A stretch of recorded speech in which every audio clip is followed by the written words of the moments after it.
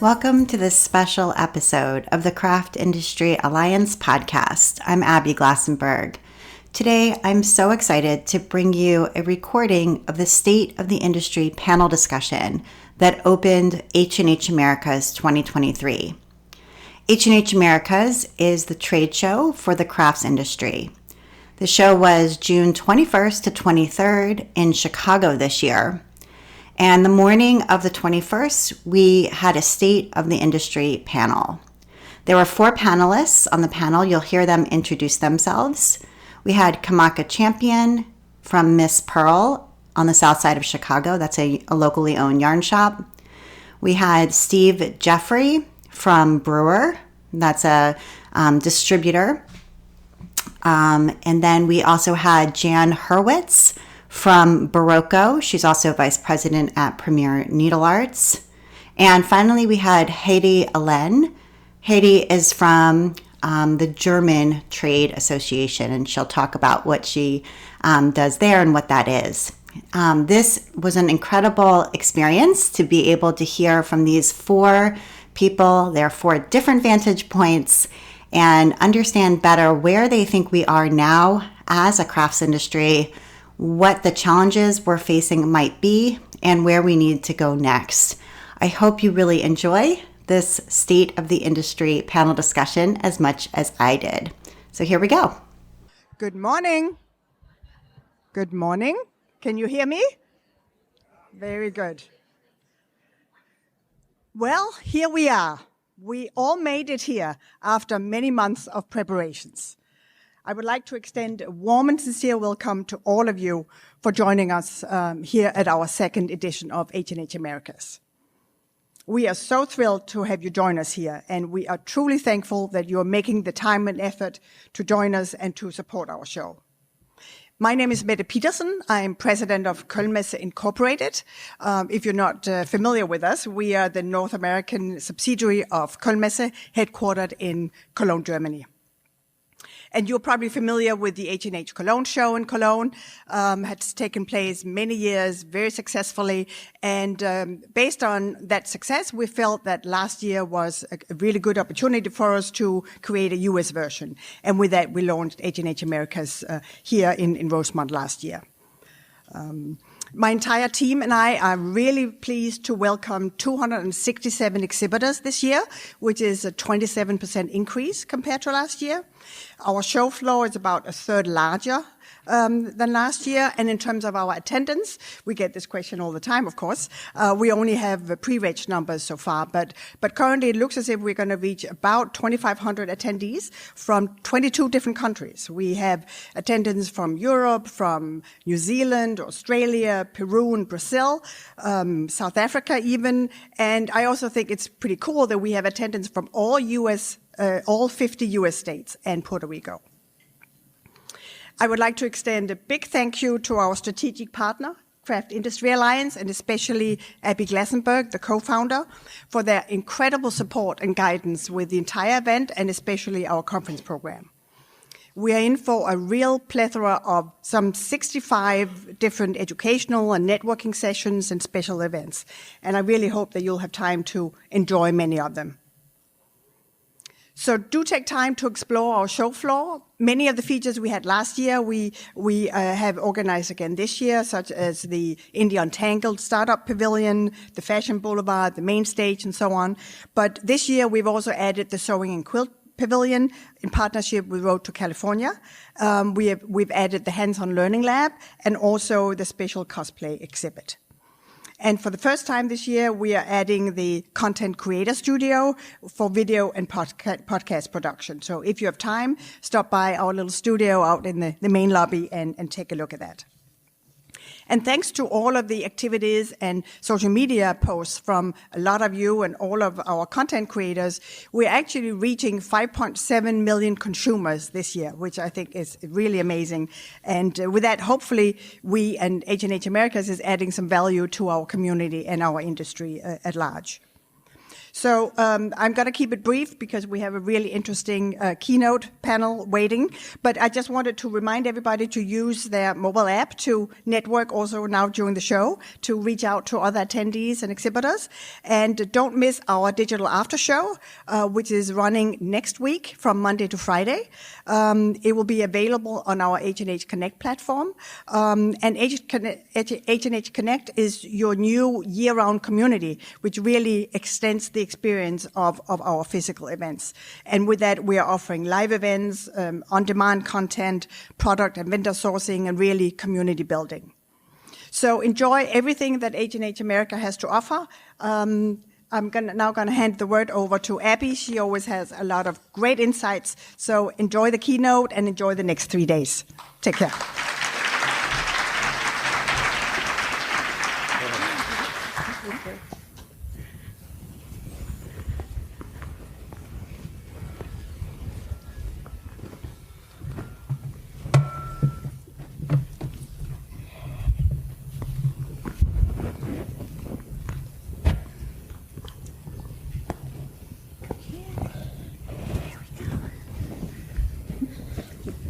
Good morning and welcome. I have a story I want to tell you, and it's about a woman who lives in South Georgia named Cadence Kidwell.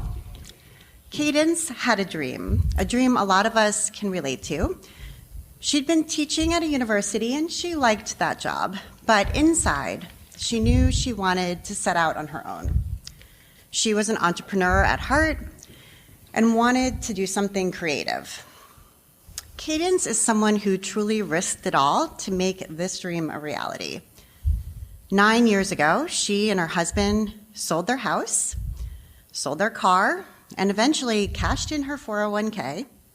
They moved to a new town called Thompsonville, Georgia, and Cadence bought a rundown building on a rundown block in downtown. She renovated and decorated, ordered inventory, and opened Fuzzy Goat, a yarn shop that features Southern yarns. And it thrived.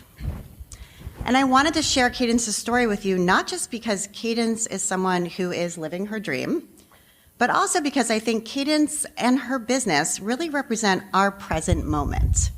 And here's why. At the start of 2020, Fuzzy Goat had a website, but essentially no e-commerce at all. So when the pandemic hit and nobody could come into the store, Fuzzy Goat could have been totally sunk. But that is not Cadence's way. Instead, alone in the store, she got to work. She started doing Facebook Lives. It is not my nature to go live on camera, she told me, but she did it. She built a new website on Shopify and listed every single product in the store, reaching her existing customers, but also yarn enthusiasts outside of Thomasville for the first time. She upgraded her email marketing and started using SMS to text her customers shop updates. But Cadence didn't stop there. She started a subscription yarn box, creating recurring revenue for Fuzzy Goat. And she forged relationships with yarn shop owners in other parts of the country to build community through hosting live virtual events together. Today, Fuzzy Goat is, of course, open again, and its local customer base is back. And 70% of Fuzzy Goat's revenue continues to come in online. Talk about a pandemic pivot. Cadence came out of a global crisis stronger and more connected.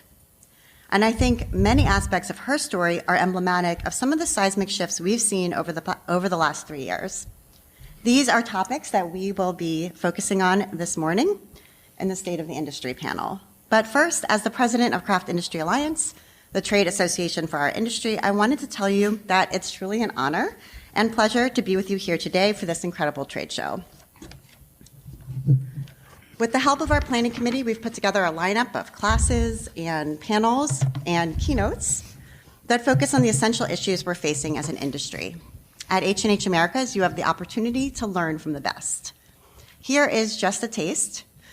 We have professional heavyweight mixed martial arts fighter Maurice Green, also known as the Crochet Boss, who will be joining me on stage later today to talk about bringing craft to new audiences. We have Justine Chu, founder of The Woobles, a kit company that was featured on Shark Tank, who will be talking with us on Friday morning about bringing her experience working at Google in user experience design to craft. Kathy Canomario of The Crafty Chica will be talking tomorrow morning about brand partnerships and collaborations. We will have a panel discussion on our main stage on Thursday about how online educators can partner with brick and mortar retailers so everyone wins, and so much more. But before we kick everything off with our State of the Industry panel this morning, I want to thank Mette Peterson, President and Managing Director of Cologne Messe, for all that she and Cologne Messe have done to bring H&H to Chicago again. So huge thank you to them. And if you are here as an exhibitor, and maybe even as an attendee, you have likely spoken to Darren Stern. Darren has shaped nearly everything that you see and that you will experience over the next 3 days. The man has an incredible work ethic, and he loves to talk, and we owe him so much gratitude. So thank you to Darren Stern.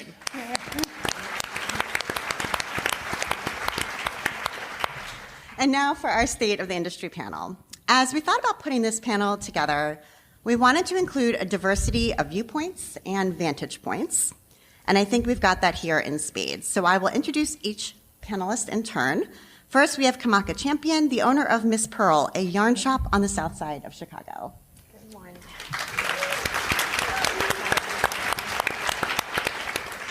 We have Jan Hurwitz, General Manager at Barocco and Senior Vice President at Premier Needle Arts. We have Hedi Ehlen, Managing Director at the German trade group Initiative Handarbeit that initially brought H&H to Cologne. And we have industry veteran Steve Jeffery, President and CEO of Brewer.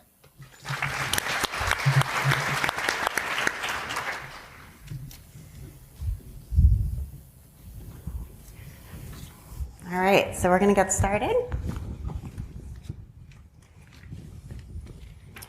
So to begin, it would be great if each of you could just take a little time to tell us about your role, what you do, what your company is all about. So we'll start with you, Steve.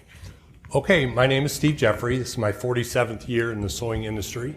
Started in a local store, had different jobs along the way, was in charge of product development for Baby Lock USA for 30 years, was president of Baby Lock USA for 18 years, and now I'm the proud president of Brewer Quilting and Sewing Supplies.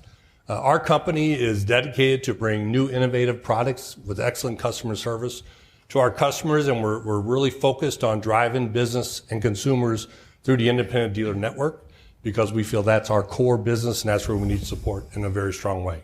So there you go. Jan, you're up. Yeah, I'm Jan Hurwitz. About 20 years in this wonderful industry. I started as a yarn shop owner in the San Francisco Bay Area, which is still every time I walk into a yarn store, I want to fix the shelves and do all the tweaking. After a number of years, I moved into the yarn company side of things. I had a brief stint as a traveling manufacturer's rep, as a sales rep, and calling on retail stores.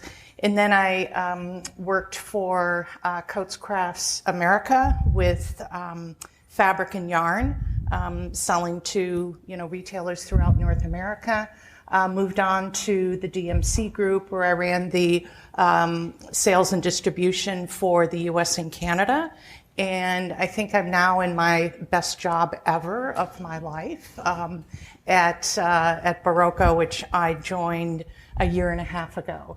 So I'm the general manager. Owners Warren and Caroline, who founded the company 40 years ago, decided to retire last year. So it's, that bittersweet thing, but just really glad to be part of a team that sells solely, exclusively to local yarn stores throughout the US and Canada. So we sell our own Barocco brands that we source from mills in Italy, Peru, France, UK, and we also distribute for Lang, Wool Addicts, Lopi, Amano, and most recently we've added West Yorkshire Spinners out of the UK.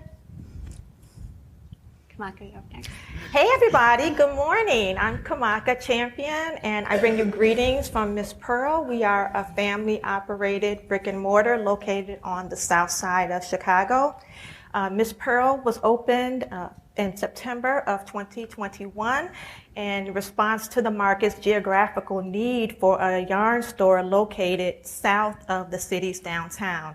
In Chicago, all of the yarn stores are clustered on the north side of the city, which leaves one half of the city without access to tools and resources, and those are Black and brown and blue collar communities. At Miss Pearl, we are very passionate about keeping yarn, crocheters and knitters close, and we want to nurture makers and help them to be accomplished in their stitching and happy with their yarn. I'm so happy to be here and see all of you and be with my colleagues today, and I hope that our time together will be fruitful for you. Thank you. Hedi. Hello, good morning together. I'm Hedi Ehlen. I'm with this creative industry now for nearly 40 years.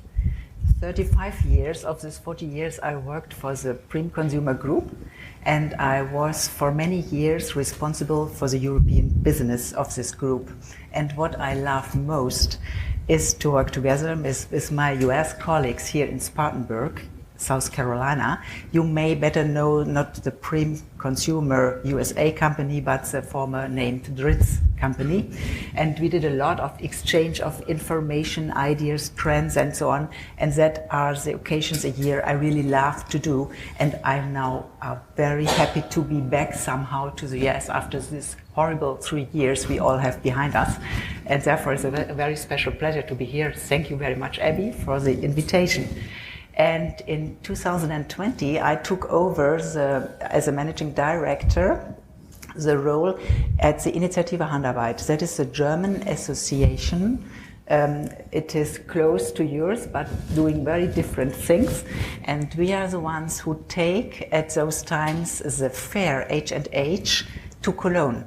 It was in former times, it was in Munich, it was in Hamburg, it was in other different cities, but we loved Cologne, and we loved the Cologne team, and our managing director of the Cologne team is here today. Katrin, it's so good to have you here, and we have very close and successful partnership during the last years. But when I took over the role in 2020, my first action was to cancel this wonderful fair due to the corona crisis. And in 21, we canceled it once more. In 22, we did a start-up, but it was a very small one. And now this year in March, we were back on stage again. And it was a wonderful fair, and we were so happy to be able to come together. And it was a very successful thing to do. And I hope the very best that it will happen to us here too, and that we all love to be together to exchange our ideas and all the things we have to talk about, and to see all these wonderful booths which has been set up. Thank you very much to Darren, who gave me a small preview on Monday. And I like very much what I see, and it will be a pleasure and an honor for me to be here and to talk. Thank you. Wonderful. So we're going to jump right in. We're going to start with some of the immediate challenges that businesses of all kinds are facing, but certainly craft industry businesses are no different. So specifically, I'm thinking about inflation, high shipping and freight costs, which are continuing, ongoing supply chain disruptions that we're still seeing. So how are these factors impacting the crafts industry now, and how will they impact them in the months to come? So Jan, we'll start with you on that one. Oh, okay, thank you.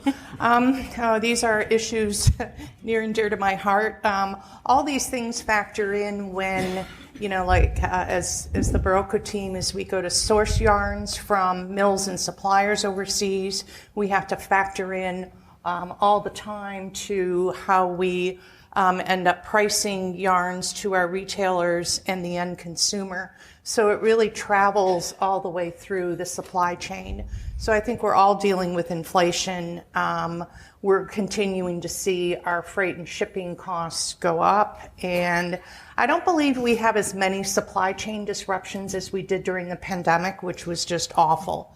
You know, we never knew what we were going to get. I mean, whatever company you were with, we never knew what we were going to get when. And, you know, mills, suppliers were shutting down for long periods of time due to COVID. So it was really quite a disruptor, and also for the families that, you know, were part of those businesses. So what we try to do on our end as a supplier to, you know, retailers and you to your consumers is, you know, we try to order more frequently, build in our lead time. The exchange rate is typically, you know, fluctuating. And there's many times that we will, you know, just make the decision to take a smaller margin and profit on a yarn so we can continue to bring it at a good value to the consumer. But, you know, it ends up, you know, coming all the way through, you know, the chain to the end consumer. So I think the bottom line is I'm seeing some of it level out, and some we just continue to have to incorporate into how we do business. And we also try to keep our business lean, running a lean team, and try to keep our costs down.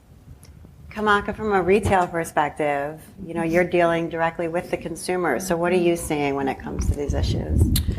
Well, I think for brick and mortar stores, we are being squeezed on both ends because the cost of goods are going up and that cost is being passed to us. And then on the other side, our customers are seeing a change in their disposable income, and their ability to come out with gas prices are high. So it's very difficult for our customers as well. I think that it is important then for the brick and mortar store to be more thoughtful about where they are situated. For an emerging business, it's really important to be a part of a walkable community and to engage with your customers and stores that are directly in your area. And I know that is a little bit of a challenge because we're on social media, and so we're speaking to everybody, but it's of critical importance that you speak to the people that can get to you and that you can understand their immediate needs. I think it would be great to see, for me as a small business, I think my request in this, because it's going to continue, is that wholesalers think about lowering their cost of opening orders or minimums, because that will help us share the burden, because the yarn that's on the shelf is literally our money is tied up on those shelves. And the longer it takes us to turn an inventory, then that's squeezing our ability to see some margins as well. So it would be great to do that. Some other ways that I'm making choices is, and I don't like to do this, but a larger distributors, I can order more things from them, and I can save on shipping. As a small business, I certainly prefer to shop with other smaller businesses and give them a chance too. But for both of us, there is a tug on how much margin that we can get. And so another way around that is to think about connectivity and how can we work together. And that could be two yarn stores working together. That could be collaborating with a dyer and with another maker, so that we can all work, put all our power together to move up instead of being kind of dispersed in our efforts. Steve, at the click here. Yeah, inflation is a huge issue for everyone. And as international freight charges have come down, because at the peak of the pandemic, some containers were $28,000 to $30,000 per container. It's dropped down to $5,000 or $6,000, so that's helped a lot to help everybody's margins. What we're doing at Brewer is trying to develop unique products that we sell only through brick and mortar dealers, that you can make a higher margin than what you can make from the off-the-shelf things you see in all the Walmarts and the mass merchants. And that's all important to everyone's business. But for us, we want to deliver unique things that you can sell to your consumers and bring more traffic into your store. What's interesting about the freight is, even though the international cost of containers have reduced, the freight domestically hasn't gone down. And it continues to go up, and we're always looking at negotiating better opportunities with our vendors and with the freight companies to get that cost down, because it's money that's just out the window for all of us, to get the products to our stores and to make them profitable and competitive to sell to the consumers. Another challenge we face as a whole is people. Getting people in our stores that want to be there, that want to learn, that want to work, and just having people, because so many places are closing early because they don't have enough staff to run their business. And it's a challenge for all of us here to get the right people in your store that you can train. This is a business that takes a lot of knowledge to service our customers. And it is a lot of tribal knowledge moving forward as you go forward. So the future is we got to attract good people to our industry. We got to train them and motivate them to stay in our industry and show them what a great industry it is for the future and for all of us here. Hedi, do you have thoughts on this too? Yes, maybe from a more general view as an association, I would say if I look back at my 40 years in the industry, we have had crisis, and we have had a time when people thought knitting as old-fashioned, they do not want to do things with their own hand, all those things, and we overcame somehow. Therefore, I think we are in a creative industry with a lot of creative people in it, and we will find solution. I do not have the solution today, but you heard a lot about things we can do, and therefore, if I have a forecast, I would say, hey, we will overcome and we will grow somehow. That's a great positive note. I'm wondering about residual impacts you're seeing as a result of the pandemic. So this was a global crisis. This shaped the way all of us do business in some ways. So what are you seeing as sort of lingering impact now that we've come out of it? So Kamaca, we'll have you go first.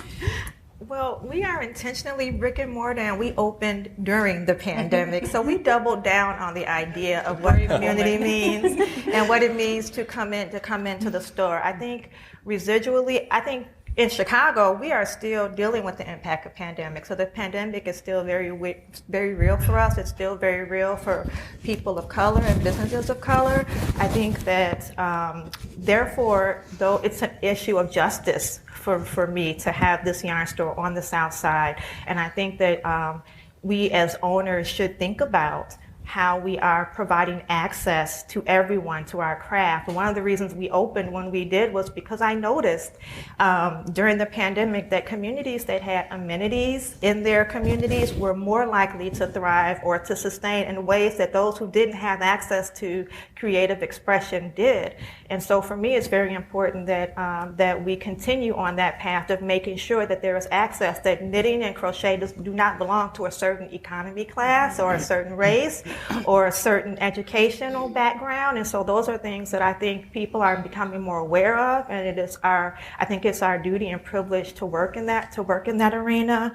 I think that overall, in terms of shopping, customers are used to the perceived safety of online shopping and social media community and online learning. And so we do have to really work on our relationships to drive the customers back into the store. And that's one of the things that Ms. Pearl has been working on, is tangibly driving people back into the store and giving them that sense of comfort level that we can nurture you. There is a place in this market for the local yarn store still to thrive. I would really, if I can go ahead. Yeah. I totally support that. As you told the story about the fuzzy goat and how she had to pivot and transform her business, I thought that was very inspirational. And we saw that with many, many retailers. Also, as a company, Barocco tried to develop specific programs to help stores through that time where they were shuttered. They really couldn't buy a lot of inventory. They couldn't afford to bring in what was new. We tried to continue some of those programs. And the retailers that I talk to and visit all the time have really reported that, consumers are really eager, they've been very eager to come back into the brick and mortar store. We crave that sense of being together and building community. And I think it's one of the most valuable things that yarn stores do in their communities. We're seeing more and more events happening, and so I see that as a positive result. I think also consumers might be expecting even a better retail experience than before. So I always try to stress when I meet with stores, when we talk about the state of their business and what they're doing or ideas that they can have, make it exceptional, make that in-store experience something that they can't get online. And I'm not knocking online because it's a really important piece of what we all do. Mm-hmm. Yeah. I think a big opportunity from this is as people have broadened their scope of what they enjoy in the craft and sewing world, they can now start building textiles. And so you combine stitching with embroidery, with three-dimensional things, with crochet and knitting and layering fabrics, whether it's a quilt you're working on, a long arm machine, or a serger, whatever you're doing, it gives that opportunity because I think consumers are thinking much more broadly about how they want to enjoy the business and the fun of craft. And I completely agree. Retailtainment is a must. People are smarter now. They understand I can get this online. They understand I can get everything I need online, but that's not the community. Community, people want to come together and they want to share what they've made. They want to have fun with that. They want to say, look what I got, look what I made, look at the techniques I used. And that's what has also happened after the pandemic is the consumers are expecting more.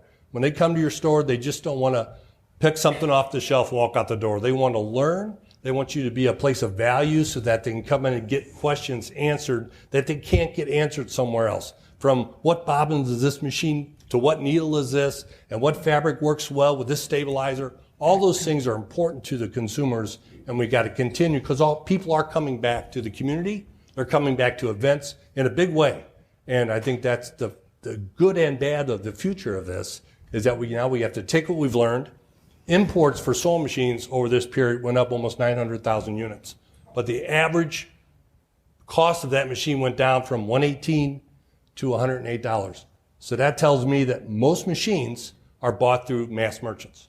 Okay, so you got to take those customers and how do you bring them in to a better world, a more informed world, a more creative world at the dealer stores and through your communities. I think that will also help us build more business for the future as we get past this pandemic. Same thing happened at 9/11. After 9/11, crafting, cocooning went crazy. Imports doubled on sewing machines. It went back down the next couple of years and it leveled off a little bit higher than it was before. So there's a lot of opportunities for all of us out there in all the genres of the business to combine them and make it a new experience for all the consumers out there. From a European perspective, Hedi?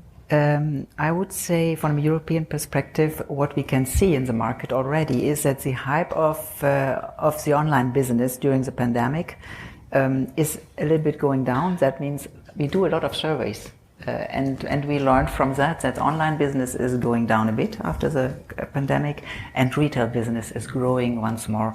And sometimes I think personally the word community could have been founded in our industry.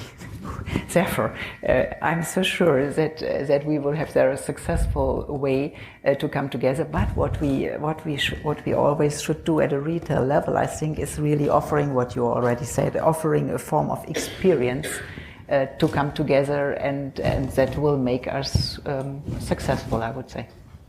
And I think there's also been a significant shift more broadly over the last decade in the way that consumers are accessing information. So rather than maybe turning to the few big publishers, for example, to learn new things, they're turning to creators themselves via YouTube, via other social media, and brands are also working directly with creators. So I wondered what you think we need to think about when it comes to this kind of change of the way consumers access information. So, Kamaca, we'll start with you too. I always call on you first. I wish that I was in grade school getting picked for kickball. I would feel pretty awesome right now.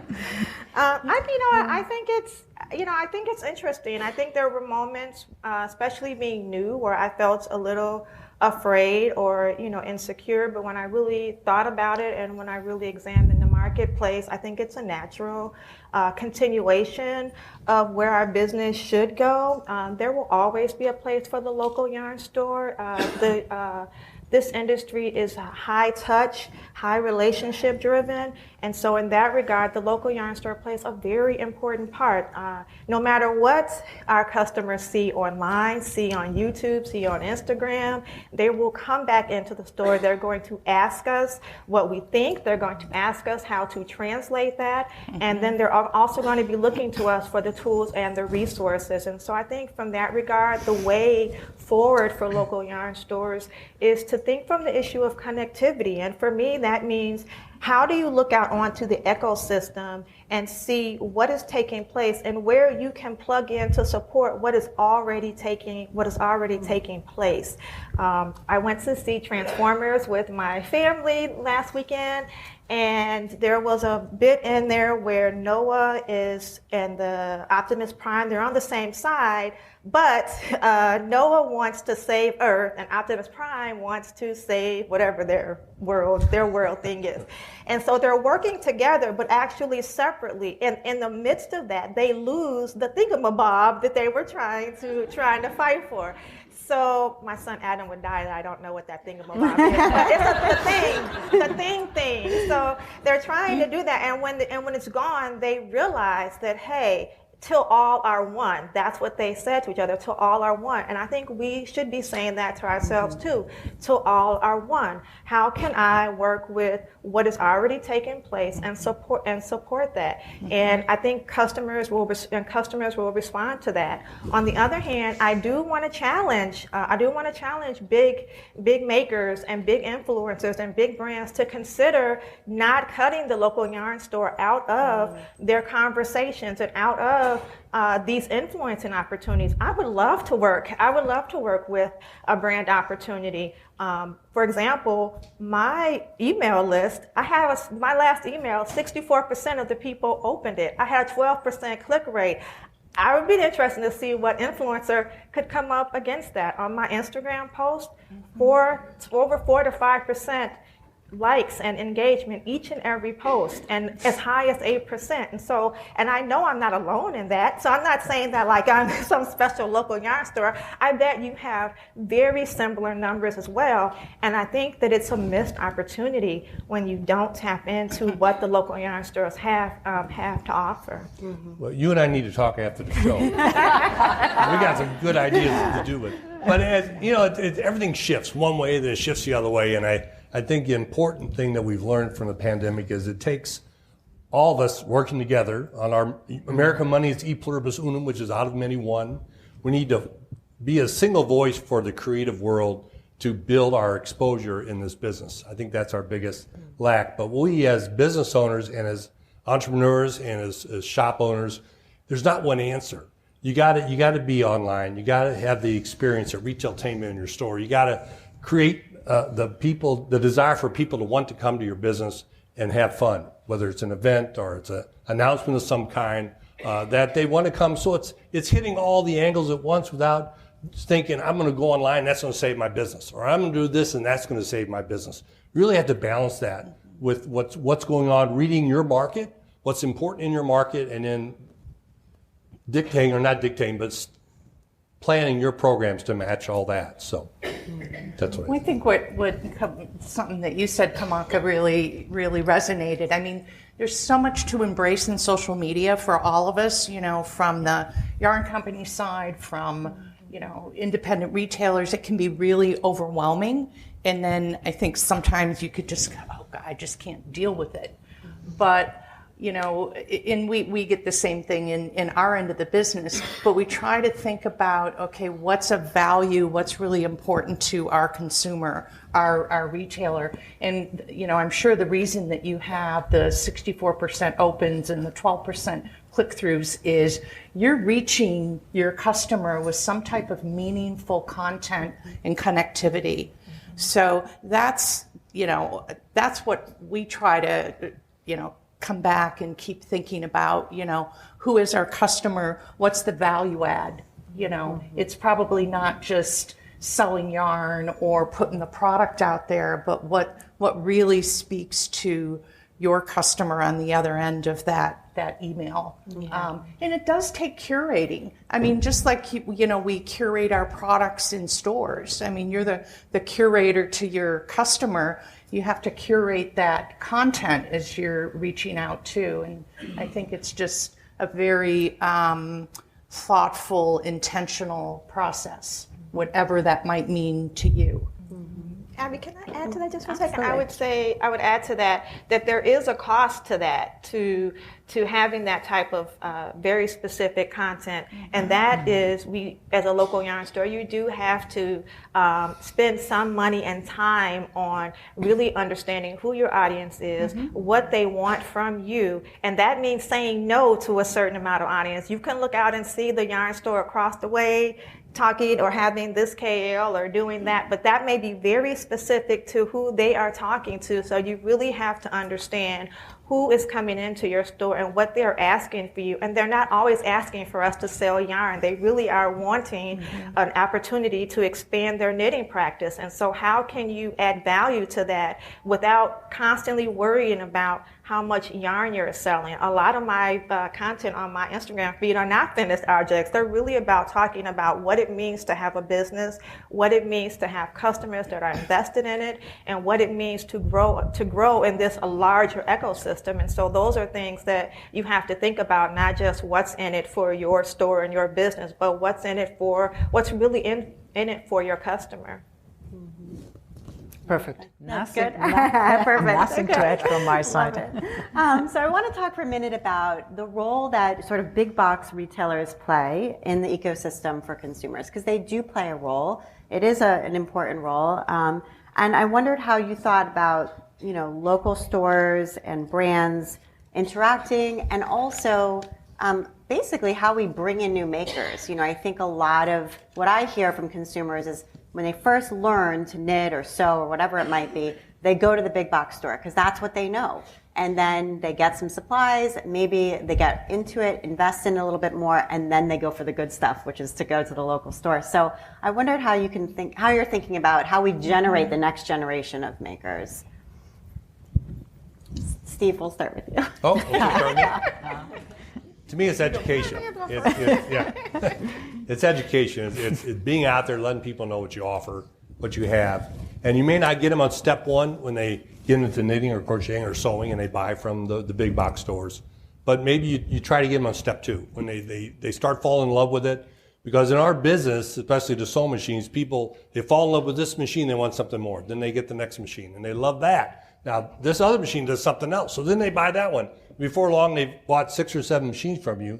You look at the lifetime value of all your customers. So it's not that you're selling them a $50 machine used. Down the road, you may end up selling them $20 or $30 or $40,000 worth of equipment over the course of time. So that's important. Big box does get product and brands out there in the market, which drives the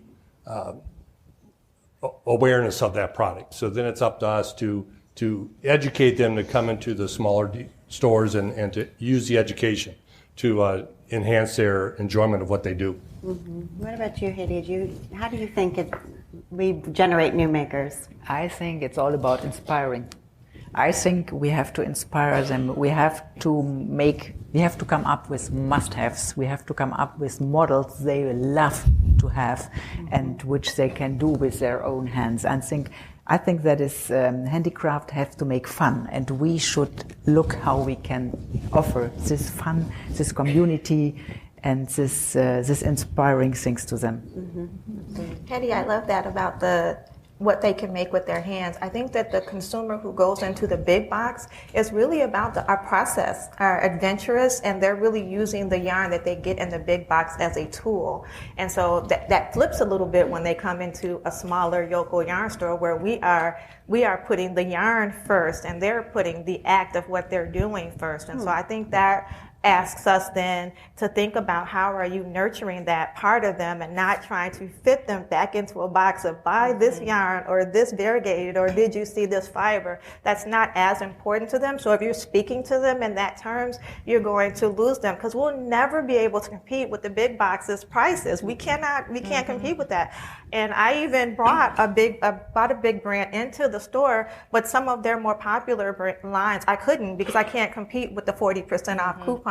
So in that way, you have to think about what's important to them, and what's important to them is being able to say, I finished this and gave this to my aunt. I made this for my baby, or look at this cute tube top that I'm wearing on the beach next week. And so then how can you build upon that? And I think that will begin to nurture those makers and then bring them into our community. It's really not about what you sell, it's what they can do with what you sell.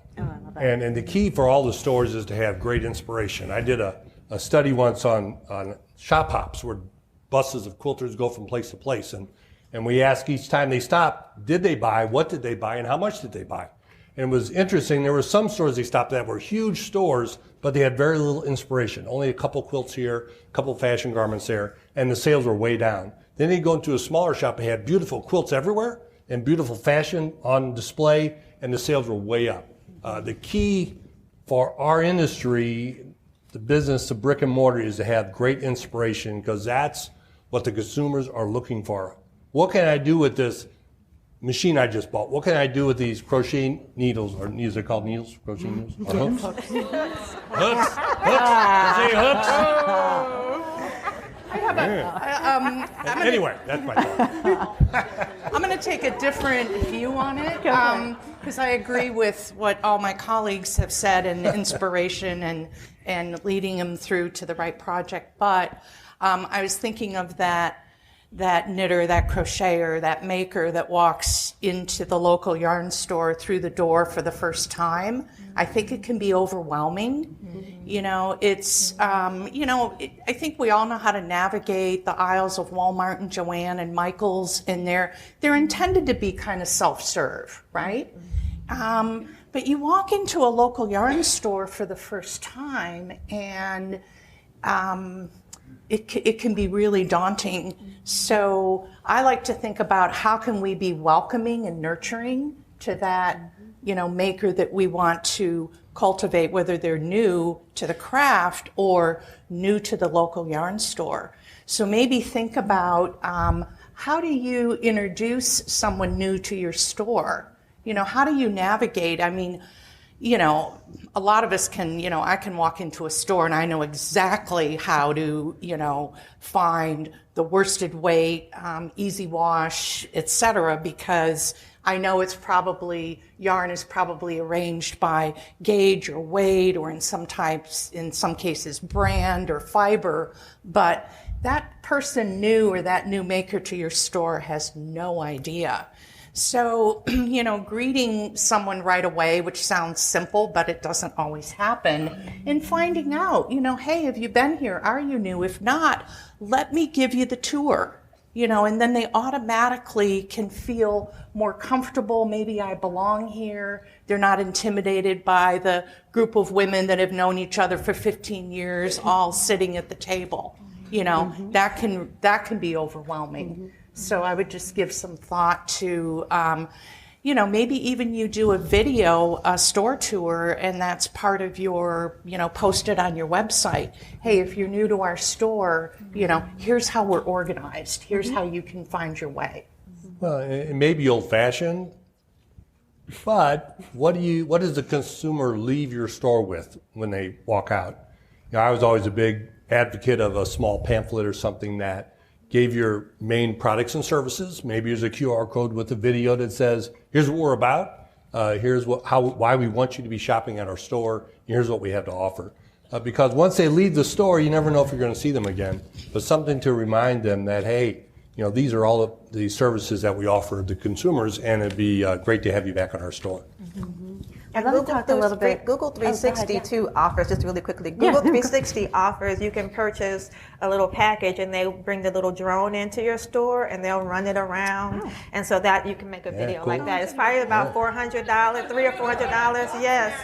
Yes. So it's super cute. And then when the customers on the Google map, they'll like click on it and it literally will take them like this around the store. So cool. That is, and it's for $350 or $400. Say the name of the company that does it. It's Google 360. I think if you Google 360, I think I don't know, but like somebody came to my store and offered it, but that was, I think it was called America. Yeah, they have like a little, they have a small little drone thing to do that, and then they also use a photographer who will take individual photos too. But it's pretty cool, and it's an accessible price. Yeah, that's great. Good to know. Okay, so I would love to talk a little bit about trends, because each of you come from your own sector, different geographies.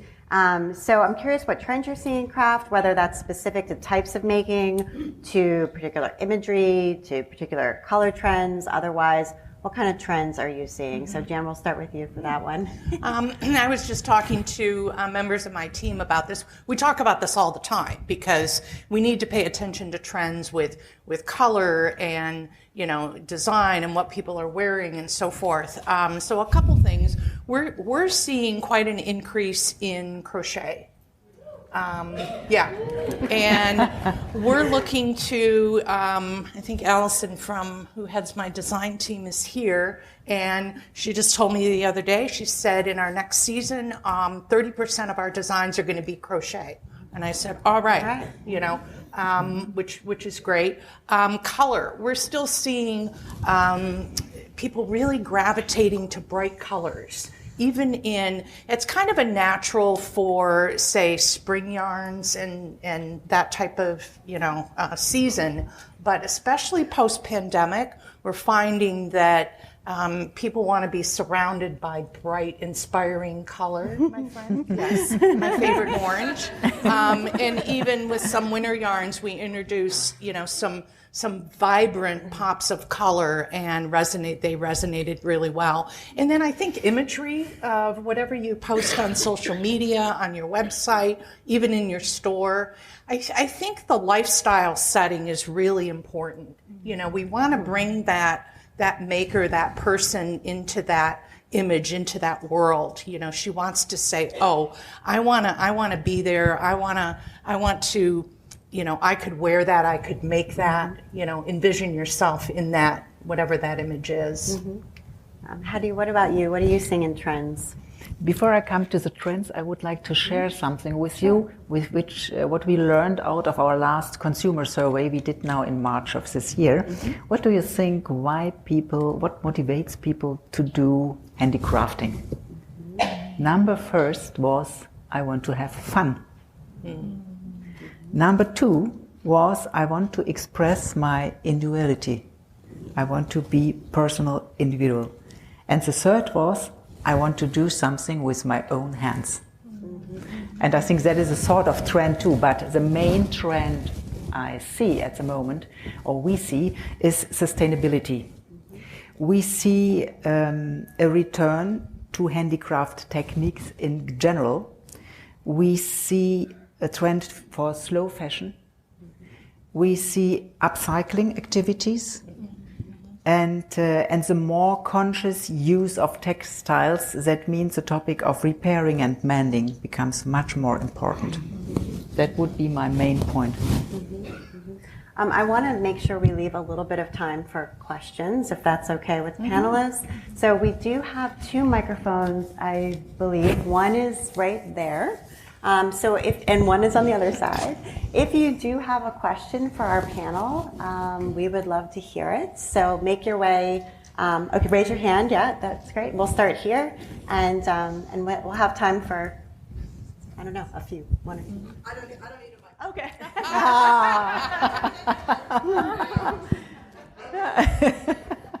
My name is Stephanie Steinhaus. I'm currently, and have been for 7 years now, an independent manufacturer and sales rep. Before that, I owned a yarn store. So this is sort of question / PSA. I just wanted to put out there that Your sales reps are your pollinators. We see everything. We go in and out of every store. We deal with all of you and all of the vendors, and we see trends and we kind of gather all of that information and then share it back to you. A trend that I'm personally seeing is that the stores that seem to be doing the best, however you want to qualify the best, are ones that have, not at all. It's on the recording. Oh, of course, on the recording. The stores that I see that are doing the best are ones that have product for everybody. So the less yarn snobby the shop is, the better they seem to do. And I'm wondering if you on the stage experience that or something different. I'd be curious what your thoughts about that are. And I'm also, the question part of this is how you talk to me about sales reps from your point of view, the value of them or not, how you would like us to be working with you, if we are or not. That's my question. Well, Stephanie, thank you for the PSA, and I do agree with you. But I will have to say that my experience with sales reps has been hit or miss. I think that for me, as a person of color in a person of color neighborhood in a small startup store, I get overlooked quite a bit. I have, so, and I do have my Barocco rep, who is Joan, who is awesome, and she talks to me some about some trends, and we do have an opportunity to have some engagement, but there are others who see me as a transaction and prefer the larger. There are more established stores in the Chicago area that are more popular, and they are the first stop. They will always be the first stop, and so I feel some kind of way about that. I won't even lie about it. But I do think that it is very helpful to have access to that information, and we absolutely need it. And I would love to have you be able to have that kind of a conversation, partner with you.